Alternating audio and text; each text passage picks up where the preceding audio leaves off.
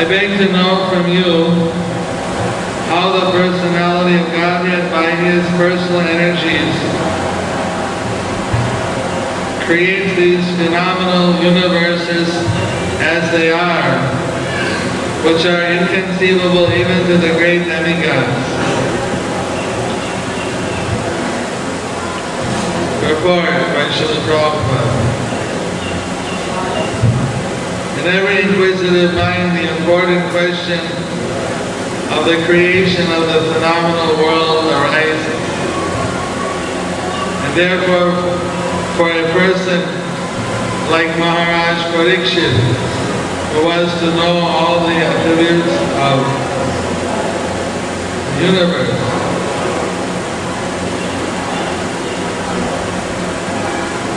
who has to know all the directions, all the activities of the Lord from his spiritual master. Such an inquiry is not uncommon. For every unknown thing, we have to learn and inquire from a learned personality. The question of creation is also one of such inquiries.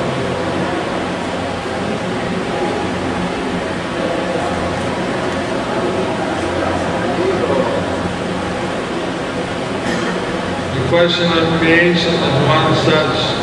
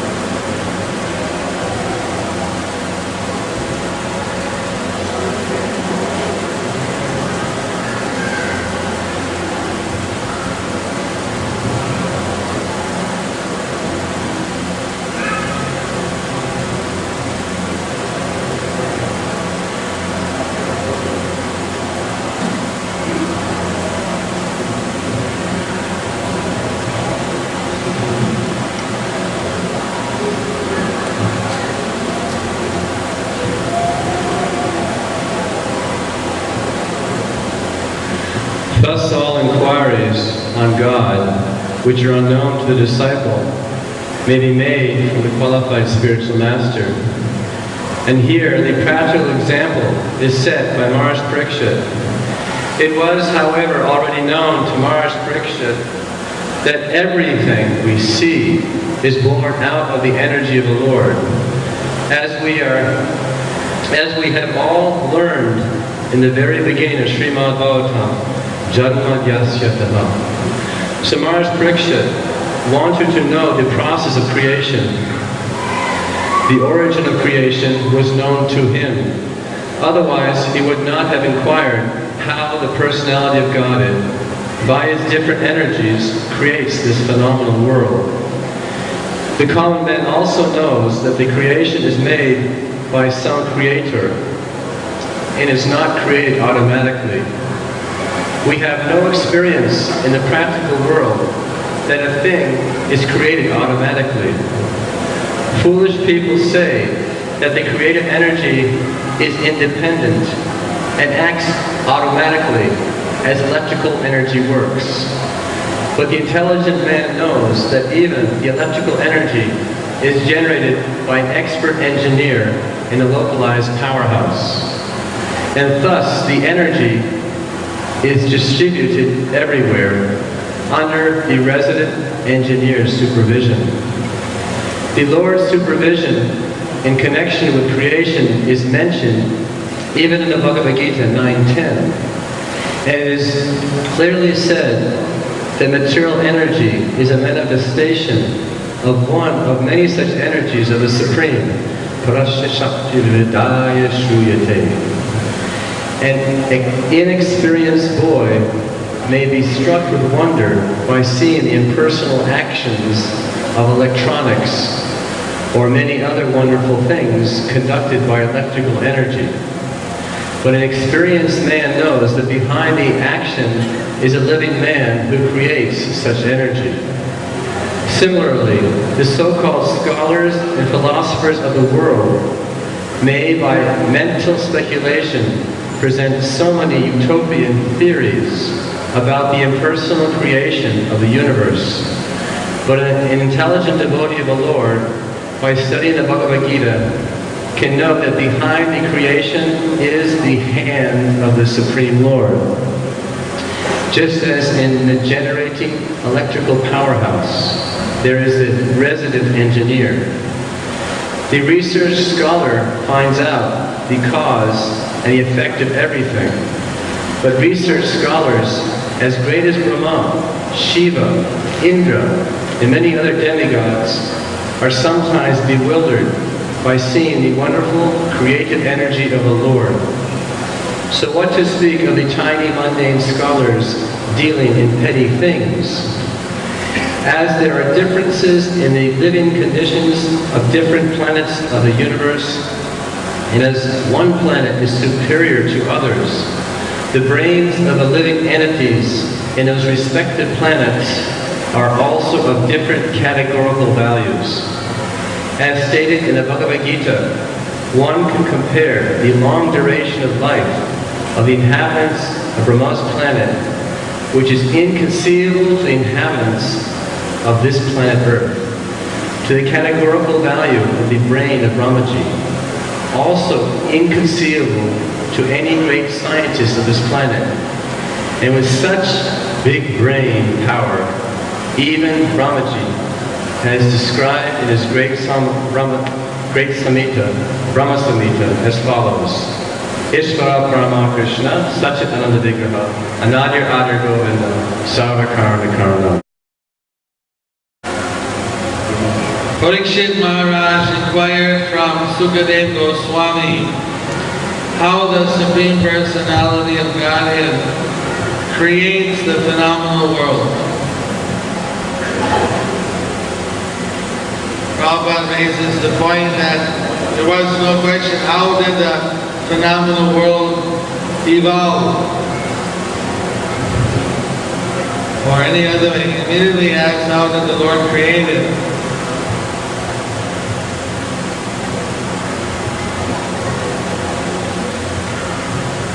Budva, Budva, Praliyate, Again and again the Lord creates, destroys, creates and destroys. It's not an experiment anymore, it never was. It keeps getting created again and again.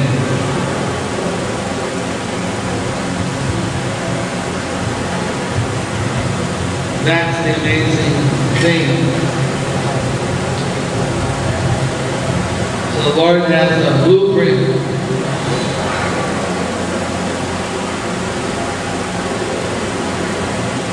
But when I was in Nepal, I was staying in a hotel.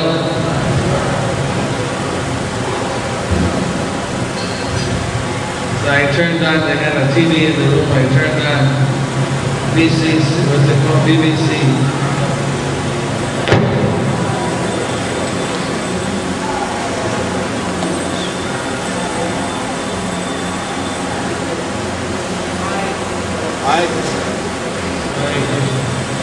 And big science was in the newspaper also.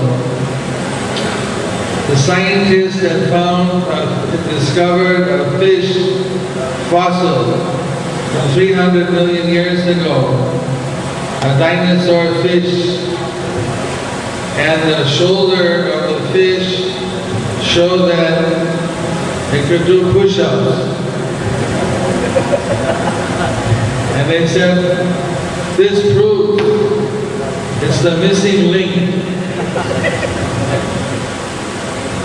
Because how you go from a fish to a reptile, they never know, because reptiles go like this, and fish go like this. So they needed a fish that went like this, so they found one. They said, this proves evolution. And then they were on the newsmen started saying, well, what about, is this the only missing link? Or start asking questions. Well, we're so excited by this discovery that we didn't think about all these questions right now. We're too happy, too excited to think about anything else. We found a missing link. Are you convinced?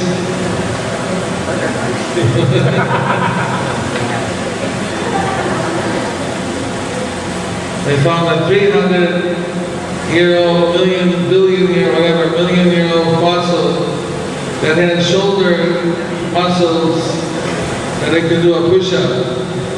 And so that's their evidence for evolution.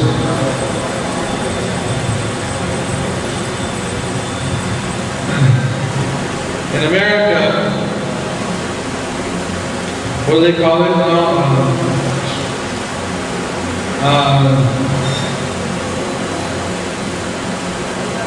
Intelligent design, intelligent design, that there should be two presentations. But the atheists in the court somehow are saying that evolution is scientific and intelligent design is dogmatic. But it seems that this atheists, that's their religion. And there are so many holes in the evolutionary scheme. We find in Bhagavad Gita, Krishna gives a verse, says, Aham Bija Pradha Pita, I'm the seed-giving father. Every seed has the DNA, has the design, format, whatever it is, that when you plant the seed, the outcomes carrots and pecan trees and mango trees and lychee, and every fruit has its tree. Every has its seed. And like that, all the seeds have been designed already. So Bhagavatam is for intelligent design. And if you have an intelligent designer, there may be a progression of different kinds of animals. 8,400,000 species of life, which we rotated when he was designing. Like for me, it doesn't seem unusual that there's some consistencies in the design. When you go into a housing development, because it's all by the same architect, there tends to be a repetition of certain features in the houses. So the evolutionist actually shows there's a gradual evolution, and the intelligent developers consider this is the intelligent development by the Supreme Lord.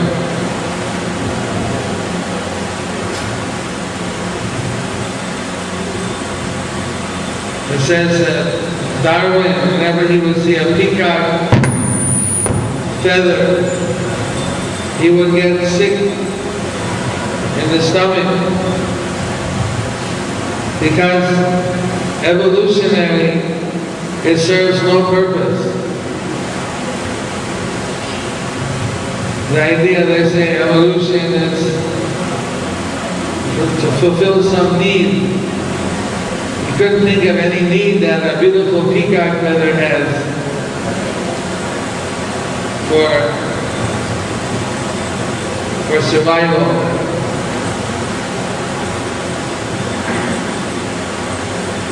So you'll get sick. Oh, this doesn't make any sense. And it's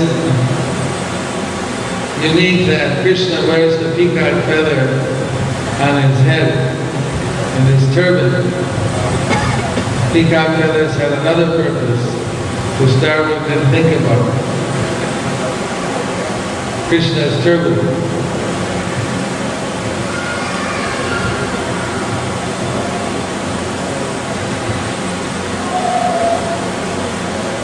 So,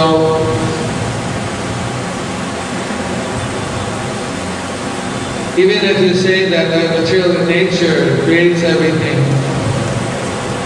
but then in the Bhagavad Gita it says, that this material energy is the divine energy of the Supreme Lord. He's behind it. Even if the material energy manifests everything in a creative method, still, behind that intelligence is the supreme intelligence. The Bangla Uchana Ningrechi Bhusena Baile Handle Anubad Vache Kalmaito.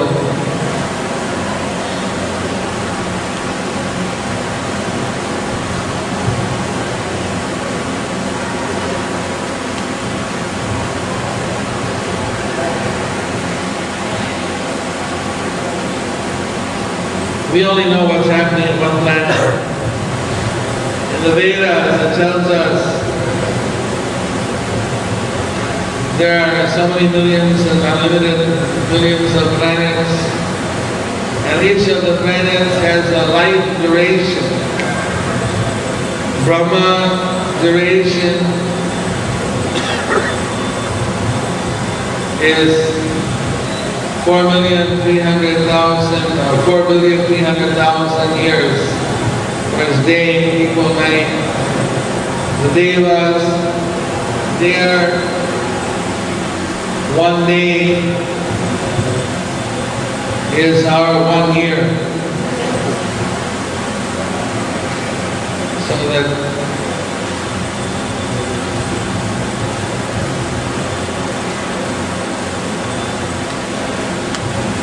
there's life on other planets is a mystery.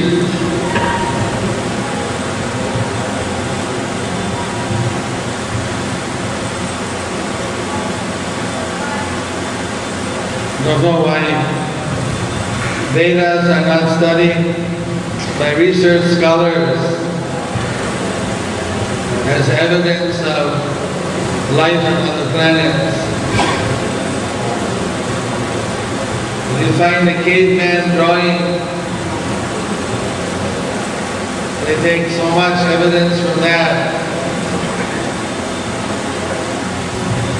In the drawings of some caves in South America, it shows airplanes. They give that so much weight. Why not the description in the Vedas of airplanes, of life on other planets, interplanetary travel? There's so much information.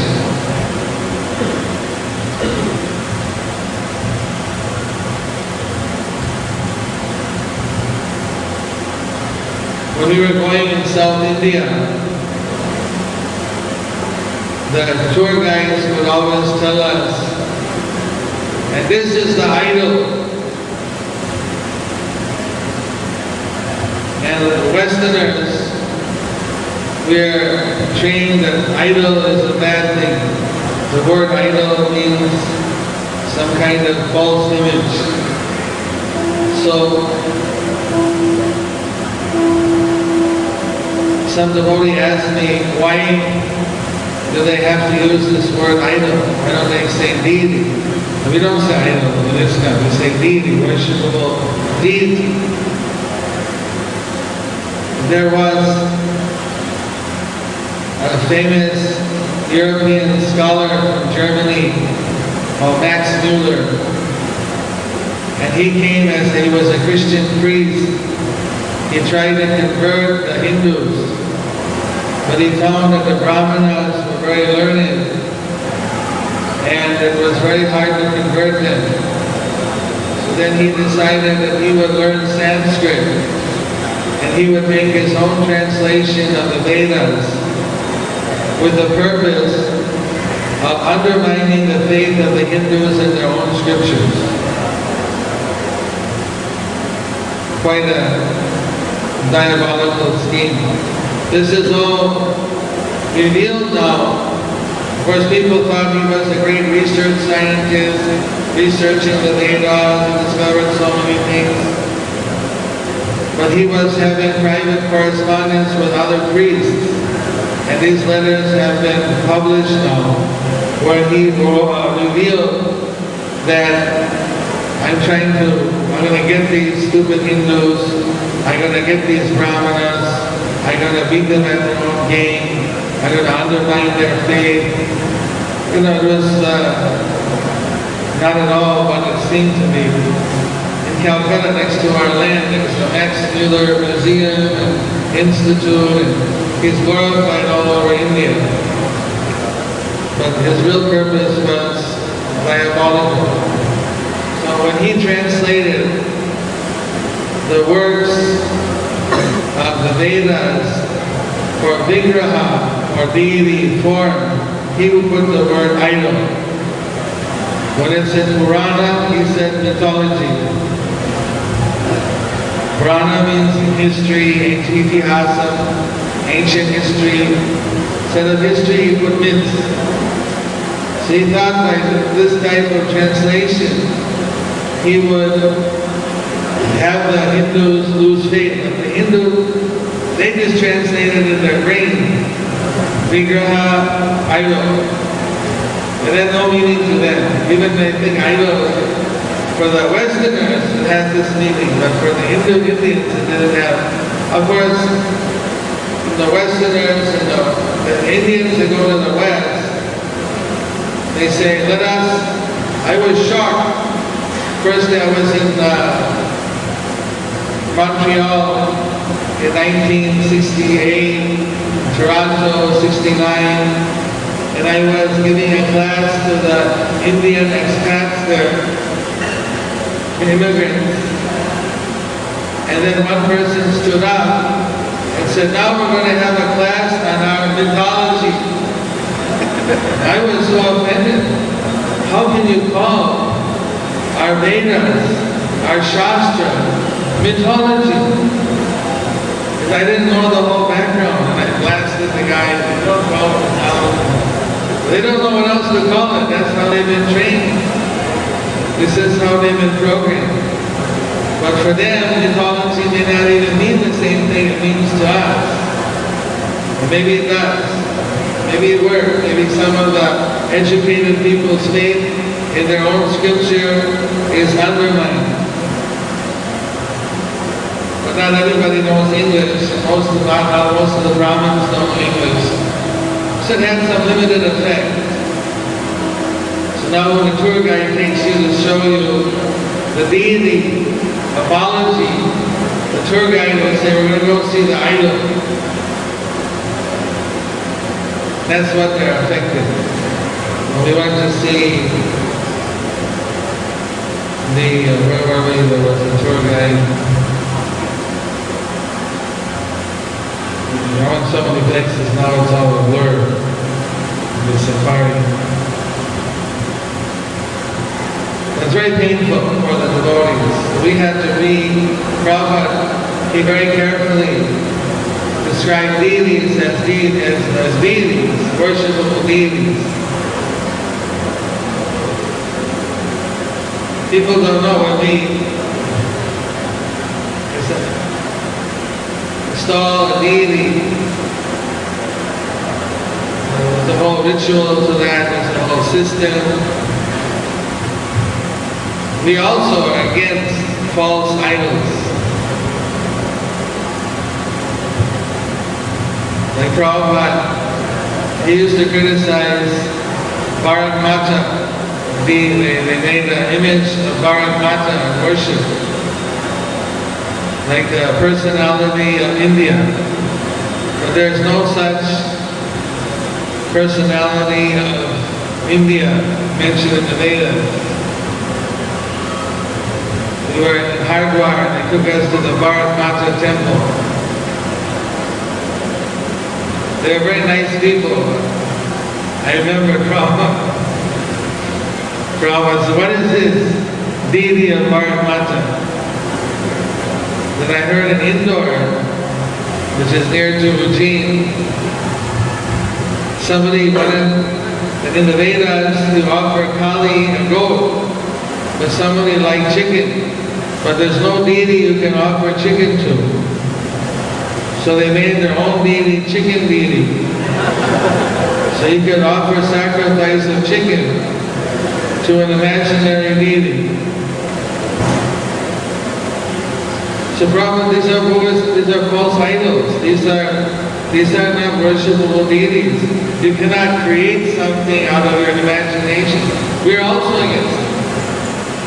But if you make an image in the likeness of the Lord, and then you install that according to Vedic rituals with the qualified brahmanas and gurus and so on, then the Lord says, it says right in the scripture, I will come and be present in that worshipable deity and accept the worship of the devotees.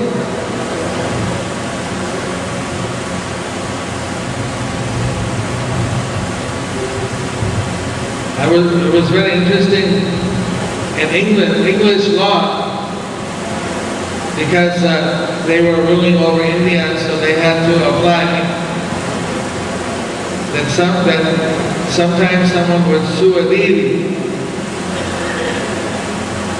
And it would be Radha Madan Mohan versus, John Doe. This is going on. In Vrindavan, there's all kinds of cases like that between the deities. So some of these cases got up to the High Court, and some British judge had to decide on it. So they actually made a whole legalistic law, what they call case precedent. One, that the deity is a juridic person. In the eyes of the law, the deity is a judicial person, or juridic person. And he's treated like a minor. So he's represented by his sevai, or the chief trustee of the deity, called sevai. So I was into, because I was also doing legal things for ISKCON. So I was studying this. I thought if we had that in the West, a lot of these cases might be different.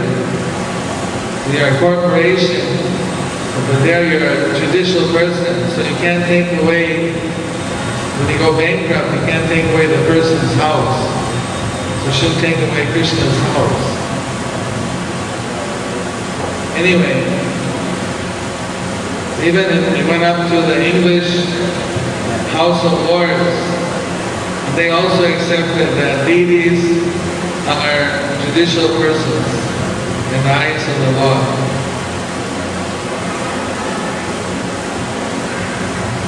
So anyway,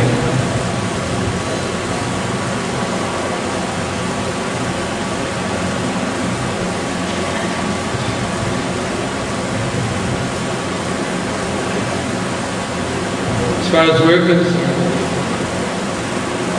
it's created by the material energy. Behind the material energy, there's Krishna. You have in Bengal, many people worship the material energy. They feel that beyond the material energy is the person, Durga. But beyond Durga, there's only impersonal reality. They're called Shaktas. They're kind of impersonalists, but they focus mainly on the material energy.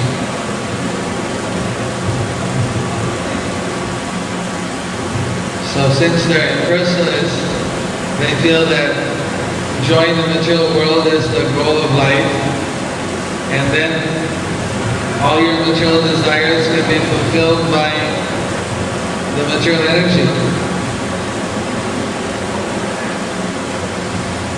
We know, like we saw last night, material energy was very upset. And those of you who saw the safari drama, she was very upset when she didn't get any prasada. And Lord Shiva said, "You're not qualified." And she says, "I'm Vishnu Shakti. I'm Narayani, and Vaishnavi. Why am I not qualified? Why I can't get Vishnu Prasad?" Tomorrow, we're going to take an excursion to the Jagannath Temple. Those who want. And we're trying to figure out whether to go by bus or by boat. Bus is cheaper. Boat's fun. Tell the managers.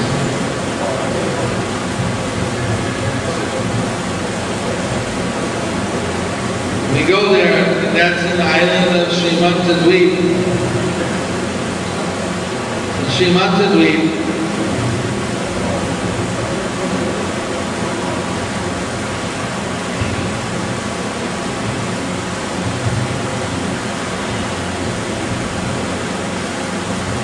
is named because Parvati took the dust of Lord Chaitanya's lotus feet, put it on her forehead. on her Srimanta, the part in the hair of a lady that's called that little, where they put the sindoor. Those, most ladies have a part in the middle and some part on the side, but the one in the middle is called the Srimanta, place of Lakshmi. So, said Shiva was in Kailash, remembering Lord Chaitanya, he was chanting, Gauranga! Gauranga! Gauranga! Gauranga! Gauranga! Gauranga!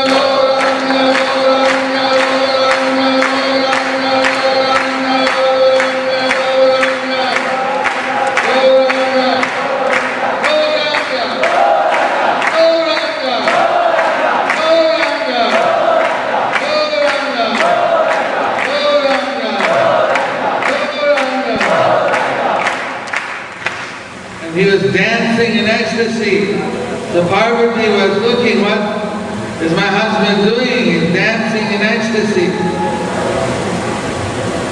So this time she asked, why are you dancing so ecstatically? What is this mantra you're chanting, Gauranga?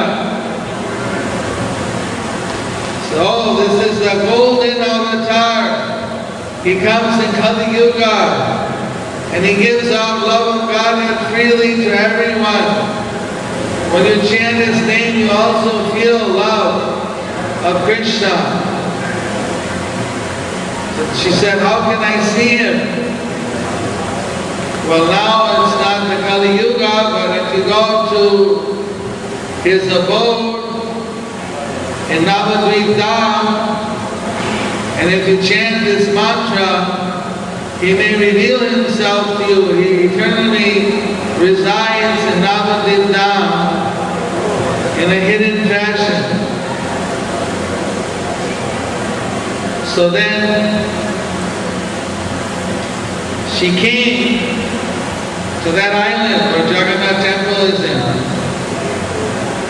And she began to chant, Gauranga!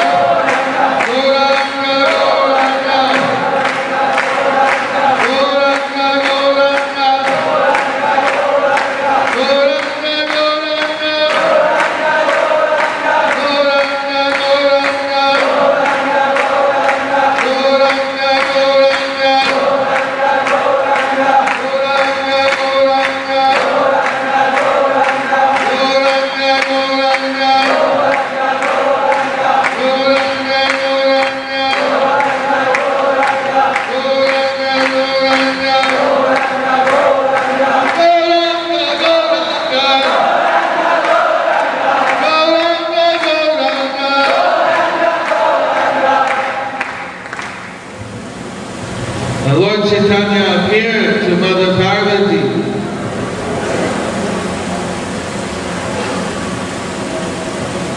My dear Devi, why you are calling me? And when Devi saw the beautiful form of Lord Gauranga, with the garland touching his lotus feet, his yellow garments covering his legs, his narrow waist, his broad chest, his arms down to his knees, raised in the air, his beautiful face, his lotus eyes. Remind you of anyone on our altar?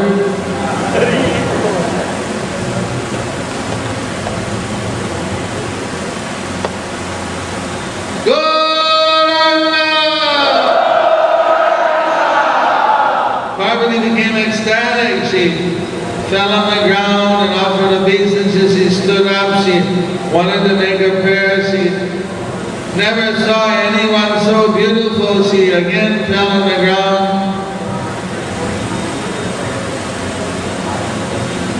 Gauranga said, okay, be calm. Tell me, Krishna. Tell me what it is you want. He said, I heard you're giving out love of Godhead freely.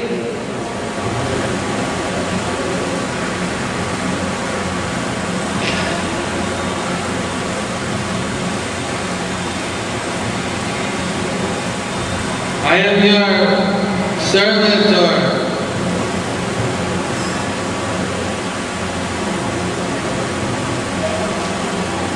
I want to know when can I get love for Godhead. I'm suffering so much. I don't get association of the devotees. They call me the witch Maya.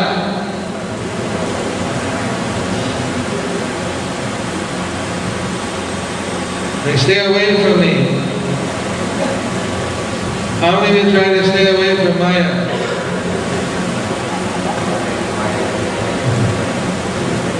So she doesn't get your association.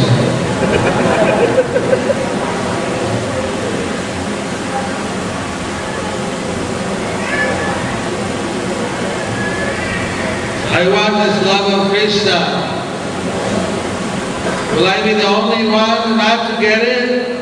Everyone gets it, but I'm the only one who is deprived. You're most merciful. You're Patit Pawan. You're Dayamoy. Please have your mercy on me.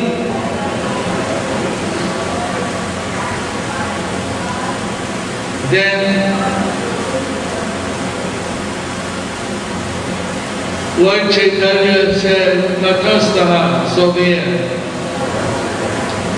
You are actually the expansion of Radharani.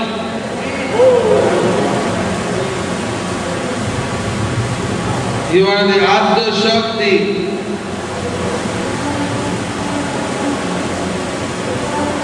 You come, all the energies are coming from Radha. So, she's also coming from Radharani. So that by Lord Chaitanya's mercy, Parvati could realize her non-difference from Radharani. Then she could taste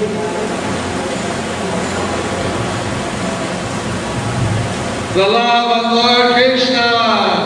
Nidai Gaur Sridhar Premanande.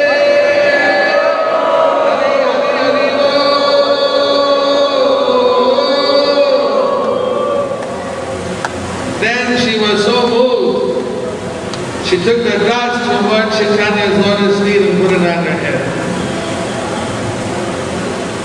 And in this ecstatic form of Yogamaya, relishing the ecstasy of love of Krishna, she does a service for the Lord. She protects the holy Dham.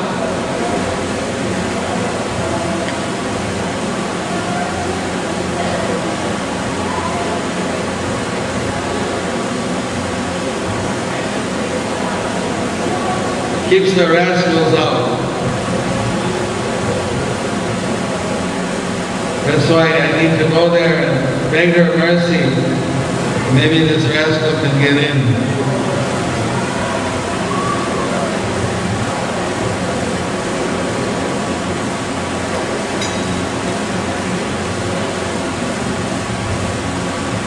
So this creative energy has got her.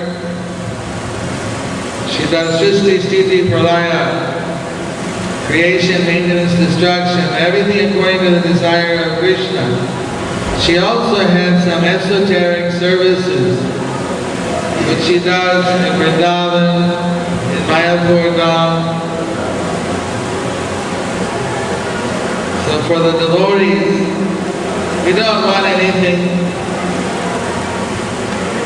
from her materially, but her blessings to go deeper into the holy Dham, that would be appreciated.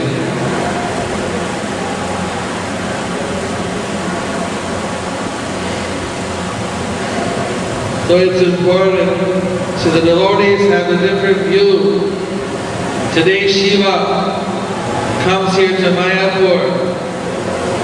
Most of the villagers, when they worship Shiva, they directly worship him as God. But we know that he's a Deva. He's Mahadeva. He's the greatest of all Devas. And also Bhagavad says he's the greatest of the Vaishnavas. Just like Ganga is the greatest river, it says that greatest Vaishnava, Vaishnavanam Jata Sambhu, is Lord Shiva. So we're going to offer Shiva a big plate of Mahaprasad. Radhamadava Mahaprasad. Narsingha.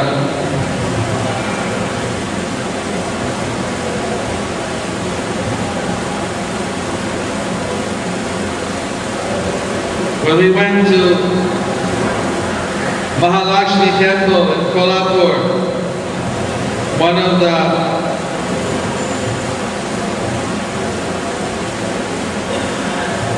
priests was a devotee from Radhanath Swami's group in Kolhapur. So he does the worship, and so I asked him, when they worship Mahalakshmi, do they have a shaligram? Do they worship the shaligram first and then offer the prasad to her? So yes, how did you know? That's the system.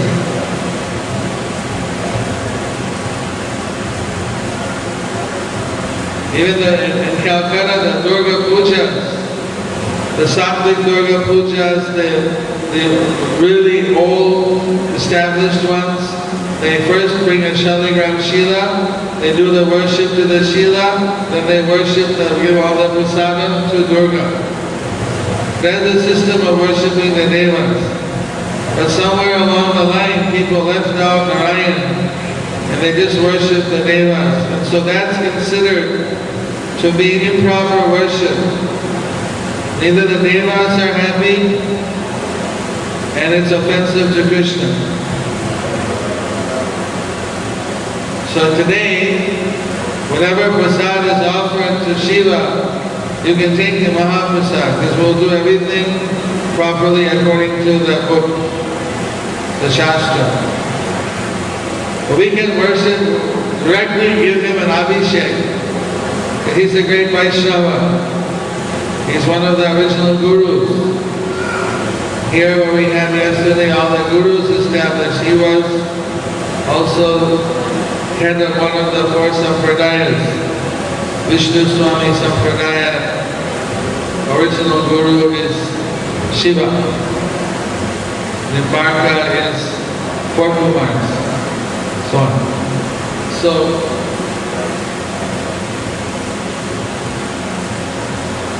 sometimes in the safari, the devotee says, what should we pray to, Shiva or Durga? Because sometimes we go to some very great temple of Shiva or Durga.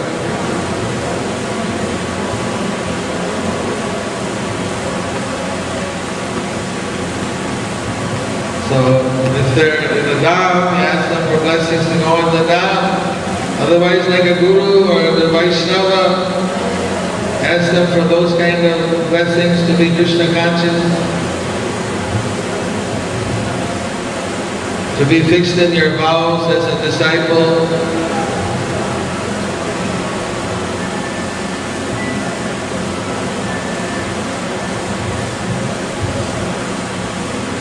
As a devotee.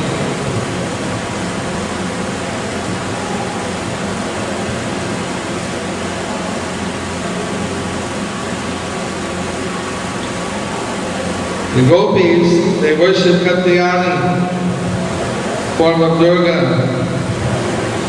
So they ask for blessing to have Krishna as their husband. So if you worship to have Krishna, it's okay. We keep our focus on Krishna.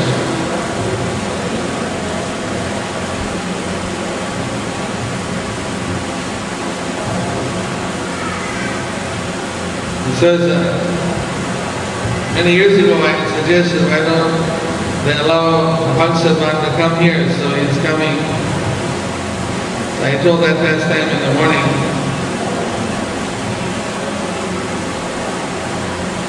I'm already fortunate.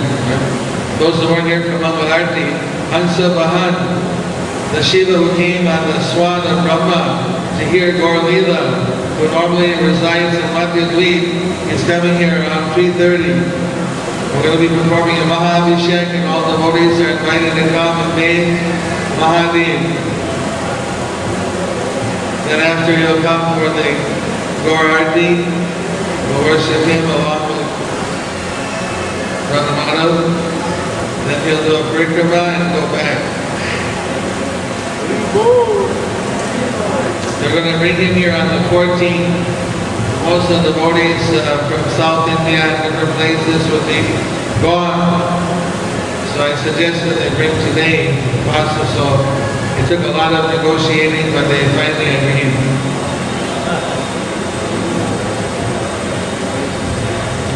He's in the form, the swan's very big. He's kind of laying down in the back of the swan. And the swan's hardly going so fast.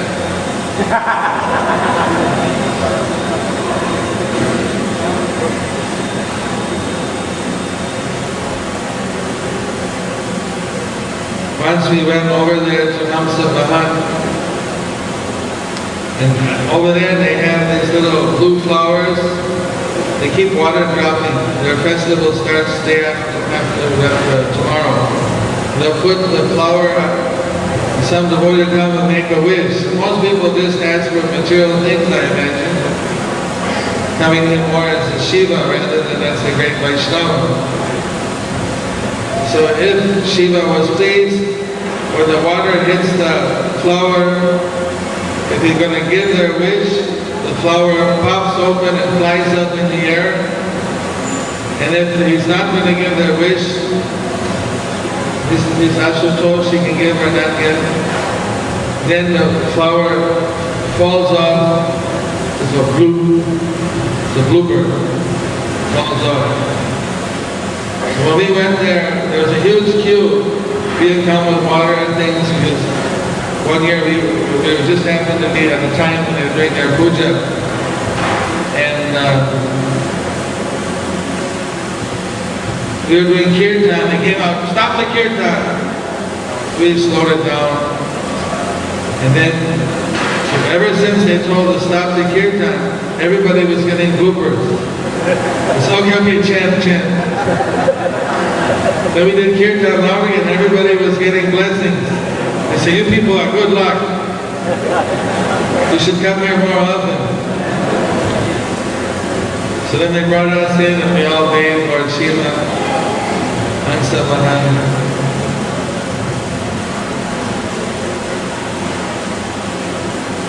So this is the very